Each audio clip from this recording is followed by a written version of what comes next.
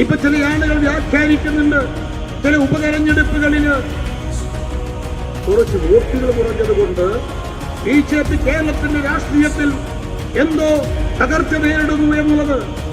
നിങ്ങൾ എല്ലാവരും ഒരു കാര്യം ഓർക്കേണ്ടതായിട്ടുണ്ട്. 3 ഉപതെരഞ്ഞെടുപ്പിൽ എന്ത് സംഭവിച്ചു?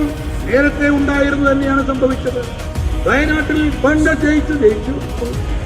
കേരളത്തിലെ CPM ജയിച്ചു, ഇപ്പോഴും ജയിച്ചു. പാലക്കാട് UDF ജയിച്ചു, ഇപ്പോഴും ജയിച്ചു.